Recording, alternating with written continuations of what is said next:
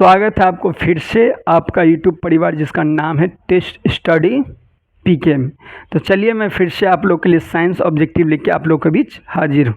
चलिए देखिए, सक्रियता श्रेणी में सबसे अधिक क्रियाशील धातु है। बोले जो सक्रियता श्रेणी होती है, एक सक्रियता चार्ट होती है जिसमें सबसे ज़्यादा अभिक्रिया करने वाला उससे कम, मतलब चार्ट बनाया हुआ है। तो वही में से पूछा, ये 4 ऑप्शन दिया हो, उसमें से चारों में से बताना है कि कौन सबसे अधिक अभिक्रियाशील धातु है। कौन है जो सबसे अधिक अभिक्रियाशील धातु है?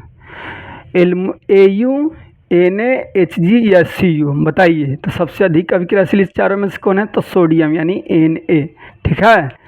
ठीक है ना। और सोडियम को ही केरोसिन तेल में डुबा के रखते हैं। आपको पूछता है कि इस धातु को केरोसिन के तेल में डुबा के रखते हैं यानी मिट्टी के तेल में, तो सोडियम को मिट्टी के तेल यानी केरोसिन तेल में डुबा के रखते हैं। काहे रखते हैं डुबा कर? तो जैसे इसको बाहर तेल से निकालिएगा ना, तो जैसे हवा में आएगा तो हवा में आग पकड़ लेगा, धक से एकदम धड़ आके तुरंत। समझे कि नहीं सोना बउआ? आगे, एल्डिहाइड श्रेणी का सदस्यों का क्रियात्मक समूह क्या है? एल्डिहाइड को कहते हैं CHO। तो कहाँ है CHO वो पता करना है। एल्डिहाइड तो OH एल्कोहल है। ठीक है, OH को कहते हैं एल्कोहल। ये क्या है? एल्कोहल। डैश OH रहता है, इसको एल्कोहल कहते हैं। ठीक है, हमको चाहिए CHO। यहाँ देखिए CHO। ठीक है, तो ये है CHO, ये है एल्डिहाइड। ठीक है, ये क्या है? एल्डिहाइड। यहाँ 2-3 को पूछता है। देखिए, CHO को तो एल्डिहाइड कहते हैं, OH को एल्कोहल कहते हैं और CO को कीटोन कहते हैं। ठीक है, CO को कीटोन कहते हैं, याद रखिएगा। CO को कीटोन, CHO को एल्डिहाइड, OH को एल्कोहल। ठीक है, कोई दिक्कत नहीं ना। चलिए आगे बढ़ते हैं। एल्काइन श्रेणी का सदस्यों का समान सूत्र होता है। बोला एल्काइन का, देखिए 3 को यहाँ से भी बताते हैं, तीनों में से बार-बार पूछता है। ठीक है, तो एक है एल्केन, एक है एल्केन। तो एल्केन का होता है CnH2n+2। ठीक है, इसका होता है एल्केन का पूछेगा तो CnH2n+2। ये एल्केन का हुआ। ठीक है, किसका हुआ? एल्केन का।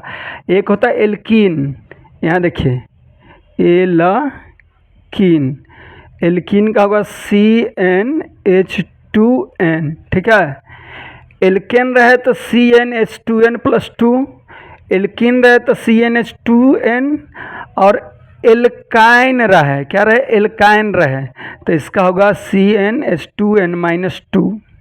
ठीक है, फिर से देखिए केन, ध्यान रखिए, एल्केन तो 2 जोड़ दीजिएगा, CnH2n में 2 जोड़ दीजिएगा। केन रहे तो 2 जोड़ दीजिएगा, किन रहे तो 2 को हटा दीजिएगा, और एल्काइन रहे तो 2 माइनस में सटा दीजिएगा। क्या करिए? 2 माइनस में सटा दीजिए।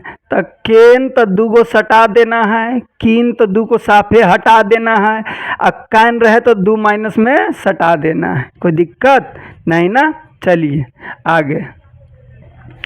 1 पिकोमीटर बराबर होता है, बोला 1 पिकोमीटर बराबर क्या होता है? 10 का पावर -12 मीटर, 10 का पावर -10 मीटर, 10 का पावर 12 मीटर या 10 का पावर -6 मीटर।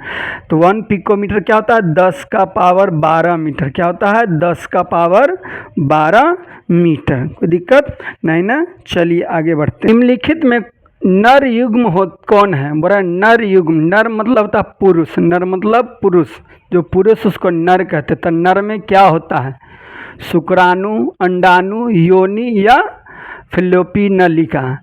तो नर में होता है शुक्राणु, नर में क्या होता है? शुक्राणु। और मादा में होता है अंडाणु, यानी मादा यानी महिला है तो उसमें अंडाणु रहेगा, महिला है तो अंडाणु रहेगा, नर यानी पुरुष है तो शुक्राणु रहेगा।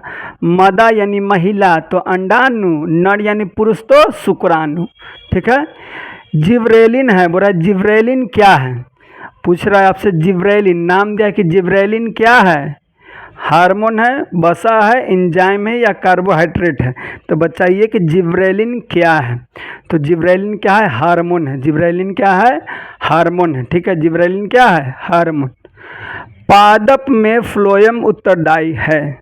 पादप में फ्लोएम क्या करता है? ये पादप मतलब होता है पेड़ पौधा, तो पादप में फ्लोएम क्या करता है? यहाँ से भी 2 प्रश्न पूछता है, ठीक है। फ्लोएम क्या करता है और जाइलम क्या करता है? जाइलम जल से जाइलम, फूड से फ्लोएम, फूड मतलब होता है भोजन यानी खाना। याद रखिए, जल से जाइलम, फूड से फ्लोएम, जल से जाइलम, फूड से फ्लोएम, यानी पेड़ पौधा है तो उसमें जल पहुंचाएगा कौन? जाइलम तक, ठीक है। फूड है यानी भोजन उजन है तो भोजन को कौन पहुंचाएगा? फ्लोएम तक। तो वही याद रखिएगा, जल से जाइलम, फूड से फ्लोएम, ठीक है। तो जल को पेड़ पौधा में पूरा पहुँच ले जाएगा कौन? जाइलम। भोजन है, खाना उना को कौन ले जाएगा? तो फ्लोएम। तो यहाँ पूछा पादप में फ्लोएम क्या है? तो भोजन का संवहन करेगा। किसका? भोजन का। पत्तियों का मुरझाना किस हार्मोन के कारण होता है?